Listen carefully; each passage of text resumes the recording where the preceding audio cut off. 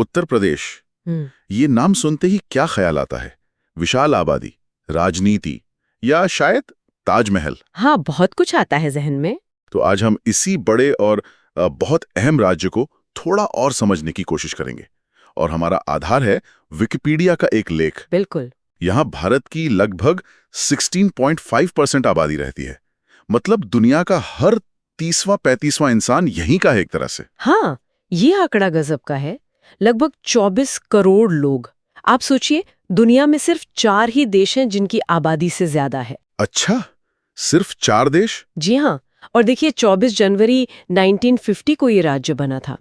पहले इसे United provinces कहते थे, मतलब ब्रिटिश टाइम का एक बड़ा सूबा। हाँ, सुना है ये नाम। और आज ये 18 मंडलों और 76 जिलों में बटा हुआ है। इसकी सीमाएं 8 राज्यों, दिल्ली और नेपाल से भी लगती हैं। अंतर्राष्ट्रीय सीमा भी है? जी। और ये भी याद रखना चाहिए कि 2000 में उत्तराखंड इसी से अलग होकर बना था। तो इतना बड़ा आकार, इतनी आबादी, जाहिर है इसका इतिहास भी बहुत गहरा होगा। बिल्कुल। लेख बताता है कि यहाँ महाजनपद काल से बसावट है। मतलब कोसल, कुरु जैसे प्राचीन राज्य यहीं थे। और रामायण की अयोध्या, महाभारत की मथुरा, इनका जिक्र भी है। हाँ, बिल्कुल। ये सिर्फ पौराणिक नहीं है, ऐतिहासिक जड़ें भी गहरी हैं। आप देखिए, मौर्य साम्राज्य, गुप्त काल, फिर हर्षवर्धन। बड़े बड़े नाम हैं ये तो। जी। और फिर दिल्ली सल्तनत, मुगल, खासकर मुगल साम्राज्य का तो ये हृदय स्थल रहा है। अकबर यहीं से, मतलब आगरा, फतेहपुर सीकरी। सही। और फिर ब्रिटिश काल, 1857 का विद्रोह। उसमें तो बहुत बड़ी भूमिका थी। और आजादी की लड़ाई का भी ये गढ़ रहा। नेहरू जी, मालवीय जी, बड़े नेता यहीं से थे। तो इतिहास तो बहुत वजनी है, कह सकते हैं। लेकिन आज की तस्वीर क्या है, खासकर अगर अर्थव्यवस्था की बात करें? लेख कहता है कि ये भारत की तीसरी सबसे बड़ी राज्य अर्थव्यवस्था है, जीडीपी के हिसाब से। हाँ, ये आंकड़ा महत्वपूर्ण है। सर्विस सेक्टर सबसे आगे है, उसके बाद कृषि का नंबर आता है। कृषि में क्या खास है? देखिए, कृषि में ये गन्ने और चीनी का सबसे बड़ा उत्पादक है। आप अंदाजा लगाइए, देश की लगभग 70% चीनी यहीं से आती है। 70%? बहुत ज्यादा ये तो। जी। और छोटे और मध्यम उद्योग भी काफी हैं, जिन्हें एसएमईज कहते हैं। सीमेंट उद्योग का भी जिक्र है, लेकिन यहीं एक पेंच है। पेंच? कैसा पेंच? पेंच ये है कि इतनी बड़ी अर्थव्यवस्था होने के बावजूद जब आप प्रति व्यक्ति आय देखते हैं तो ये राज्य काफी पीछे है, मतलब 28वें नंबर पर। ओहो, तो मतलब अर्थव्यवस्था का साइज तो बड़ा है, पर उसका फायदा शायद सब तक बराबर नहीं पहुंच रहा। क्या लेख में गरीबी या बेरोजगारी जैसी बातों का जिक्र है? हाँ, है, बिल्कुल है। स्रोत बताता है कि 2011-12 में ही करीब 5.9 करोड़ लोग गरीबी रेखा से नीचे थे। ये बहुत बड़ी संख्या है। और पश्चिमी यूपी और पूर्वी यूपी के विकास में भी काफी अंतर है, ऐसा बताया गया है। बेरोजगारी एक बड़ी समस्या है और इसीलिए लोग काम के लिए दूसरे राज्यों में जाते भी हैं, पलायन होता है। तो ये दिखाता है कि सिर्फ जीडीपी का आंकड़ा देख लेना काफी नहीं है। बिल्कुल, जमीनी हकीकत ज्यादा जटिल है। अच्छा, और अगर समाज की बात करें, इतनी बड़ी और विविध आबादी। हाँ, विविधता तो है ही। करीब 80% आबादी हिंदू है और लगभग 19% मुस्लिम। ये मुख्य धर्म है। और भाषा? आधिकारिक भाषा हिंदी है और उर्दू को अतिरिक्त आधिकारिक भाषा का दर्जा मिला हुआ है। पर बोलियां तो कई हैं। अवधी, भोजपुरी, ब्रज भाषा, बुंदेली, हर कुछ किलोमीटर पर लहजा बदल जाता है। ये तो है, लेकिन क्या सामाजिक संकेतों पर भी कुछ जानकारी है, जैसे लिंगानुपात या साक्षरता? हाँ, और यहाँ कुछ चिंता की बातें हैं।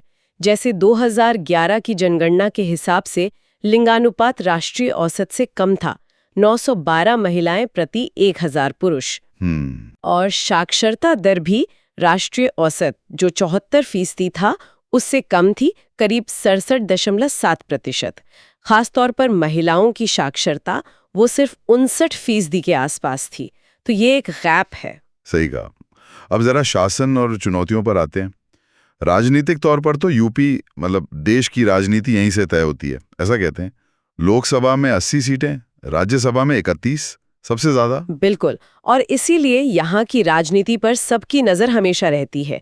भारत के 9 प्रधानमंत्री इसी राज्य से रहे हैं। हाँ, ये तो है। लेकिन देखिए, शासन की अपनी चुनौतियां भी हैं। स्रोत में कानून व्यवस्था का जिक्र आता है। कुल अपराधों की संख्या ज्यादा बताई गई है, हालांकि शायद प्रति व्यक्ति दर उतनी न हो। सांप्रदायिक हिंसा की घटनाओं का भी जिक्र है, जैसे 1992 का बाबरी मस्जिद विध्वंस, उसका जिक्र स्रोत में मिलता है। और सड़क दुर्घटनाओं में मृत्यु दर भी ज्यादा है। और स्वास्थ्य, शिक्षा, इतने बड़े राज्य के लिए ये तो बहुत अहम होगा। जी, और यहाँ भी सुधार की काफी गुंजाइश बताई गई है। स्वास्थ्य का बुनियादी ढांचा अपर्याप्त है, मातृ एवं शिशु मृत्यु दर ज्यादा है। शिक्षा में भी चुनौतियां हैं, जैसे साक्षरता दर कम होना, स्कूलों में शिक्षकों की कमी, ये सब मुद्दे हैं। तो चुनौतियां तो काफी हैं, लेकिन इन सबके बीच यूपी की एक और पहचान है जो बहुत मजबूत है, वो है इसकी संस्कृति और पर्यटन। हाँ, और ये पहचान जबरदस्त है। आप देखिए, हिंदू धर्म के कितने बड़े तीर्थ स्थल हैं। वाराणसी, अयोध्या, मथुरा, प्रयागराज, जहाँ कुंभ मेला लगता है। कुंभ तो विश्व प्रसिद्ध है। बिल्कुल। फिर बौद्ध धर्म के लिए सारनाथ और कुशीनगर बहुत महत्वपूर्ण है। और विश्व धरोहर स्थल ताजमहल, आगरा किला, फतेहपुर सीकरी सब यही हैं। ताजमहल को कौन नहीं जानता। सही बात है। फिर कला को देखिए, कथक नृत्य का जन्म यहीं हुआ। लोक संगीत कितने तरह के हैं, सोहर, कजरी, रसिया, और लोक नृत्य जैसे नौटंकी, चरकुला। और खाने की बात ना हो तो अधूरा है लखनऊ का खाना। अरे हाँ, मुगलई और अवधी व्यंजन, वो तो अपने आप में एक पहचान है। तो कुल मिलाकर देखें तो उत्तर प्रदेश एक ऐसी जगह है जहां एक तरफ तो जबरदस्त संभावनाएं हैं, गहरा इतिहास है, बहुत समृद्ध संस्कृति है, बिल्कुल। लेकिन दूसरी तरफ विकास, प्रशासन और सामाजिक बराबरी से जुड़ी बहुत बड़ी चुनौतियां भी हैं। एकदम सही कहा आपने। ये विशालता और ये जटिलता यही से इतना अहम और दिलचस्प बनाती है। और शायद यहीं पर हम अपने सुनने वालों के लिए एक सवाल छोड़ सकते हैं जरूर। कि अपनी इतनी बड़ी आबादी और इतने बड़े राजनीतिक रसूख के साथ उत्तर प्रदेश का आने वाला कल, उसका भविष्य भारत की तरक्की की कहानी को किस तरह लिखेगा, ये सोचने वाली बात है। बिल्कुल सोचने वाली बात है। वंदे मातरम।